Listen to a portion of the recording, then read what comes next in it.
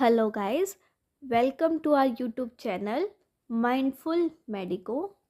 Today, we are dealing with the topic medical termination of pregnancy drugs.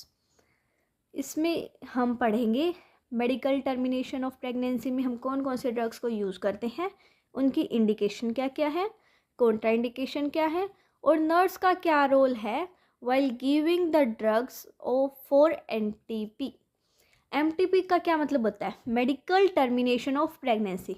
मतलब कि ये क्या है, एक लीगल प्रोसेस है जिसमें हम प्रेगनेंसी को एंड करते हैं with the help of some medications which are prescribed by medical practitioner.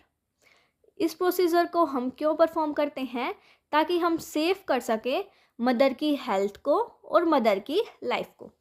इसमें कौन कौन सी मेडिकेशन जो हैं वे कॉमनली यूज़ की जाती है? फर्स्ट है हमारी मीज़ोप्रोस्टोल। ये क्या है? एक प्रोस्टाग्लैंडिन का एनालॉग है, जिसकी वजह से क्या होता है, लेबर की इंडक्शन होती है और मेडिकल एबॉर्शन हो जाता है। मीज़ोप्रोस्टोल क्या करवाता है, जो यूट्राइन की कॉन्ट्रैक्शन होती है उसको ज़्यादा इंटेंसिफाई करवा देता है, जिसकी वजह से क्या होता है, जो फीटस है वो एक्सपेल आउट हो जाता है फ्रॉम द यूट्रस। फिर है हमारा डाइनोप्रोस्टोन। ये भी हमारा क्या है, प्रोस्टाग्लैंडिन का एनालॉग है। इसको हम वजाइनली इंसर्ट करते हैं for labour induction. Oxytocin. Oxytocin हमारा क्या है, इसको हम आईवी इन्फ्यूजन मेथड से एडमिनिस्टर करते हैं लेबर की इंडक्शन के लिए, और जो पोस्टपार्टम हेमरेज होता है, मतलब कि लेबर के बाद जो हेमरेज होता है उसको कंट्रोल करने के लिए। फिर हमारा आता है एर्गोमेंट्रिन। इसको हम किस लिए यूज़ करते हैं? पोस्टपार्टम की हेमरेज को कंट्रोल करने के लिए। एक है मिफपेरिस्टोन। मिफपेरिस्टोन क्या है, अगर हमारा मीज़ोप्रोस्टोल ज़्यादा अच्छे से वर्क नहीं कर पाता है तो उसके कॉम्बिनेशन में हम क्या दे सकते हैं, मिफपेरिस्टोन। इसके कितने डोज होती है? 200 mg। उसके बाद हम क्या देंगे फिर, मीज़ोप्रोस्टोल आफ्टर 24 to 28 आवर्स। अब इंडिकेशन, हम एमटीपी क्यों देते हैं? फर्स्ट है हमारा मदर की लाइफ को सेव करने के लिए। मतलब कि अगर मदर को पल्मोनरी ट्यूबरक्लोसिस है, एडवांस कार्डिक डिसीज़ हैं, क्रोनिक ग्लोमेरुलर नेफ्राइटिस है, मैलिग्नेंट हाइपरटेंशन है, सर्वाइकल और ब्रेस्ट कैंसर है, डायबिटीज मेलाइटस है विद रेटिनोपैथी, या फिर सीवियर एपिलेप्सी या कोई साइकेट्रिक इलनेस है। इसमें हम क्यों करते हैं? अगर मतलब मदर को ये कंडीशन होंगी तो उससे क्या है, फिटस की लाइफ भी अफेक्ट होगी, उसमें कंजेनाइटल मालफॉर्मेशन होने के भी चांसेस हो सकते हैं, और मदर की भी लाइफ क्या है, डेंजर में हो सकती है। तो इसलिए हम क्या करते हैं, इसमें एमटीपी को फॉलो करते हैं। फिर हमारा आता है एक सोशल इंडिकेशन। इसमें क्या है, अगर कोई सीवियर फिजिकल या फिर मेंटल हार्म हुआ है प्रेग्नेंट वुमेन को, या फिर उस फिजिकल या मेंटल हार्म को प्रिवेंट करने के लिए हम क्या देते हैं, एमटीपी। फिर हमारा आता है इंक्लूड करते हैं हम प्रेगनेंसी, जो अगर रेप की वजह से कोई प्रेगनेंसी हुई है, जिसको हमें क्या है, फिर उस बेबी को अगर मदर रखना नहीं चाहती है, अबॉर्ट करना चाहती है, उसमें हम क्या यूज़ कर सकते हैं, एमटीपी ड्रग्स।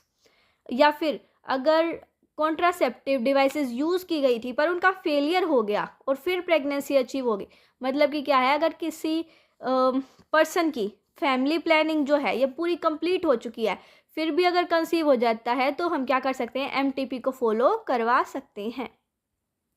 थर्ड है यूजेनिक रीजंस।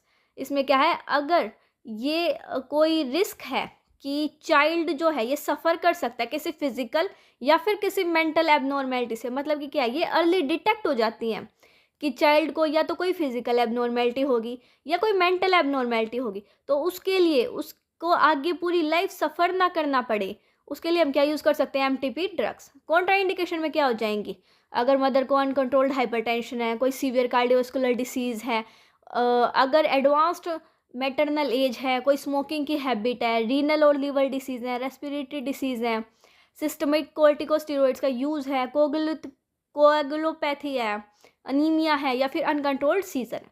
अब नर्स का क्या क्या रोल हो सकता है? सबसे पहले तो रीअश्योरेंस, कंफर्ट और सपोर्ट प्रोवाइड करना है पेशेंट को भी और उनकी फैमिली को भी। हेल्प करना है पेशेंट को डिसीजन मेकिंग प्रोसेस में, और कंसर्ट को, जो हमारा कंसेंट फॉर्म होता है एमटीपी के लिए, उसको ऑब्टेन करने में।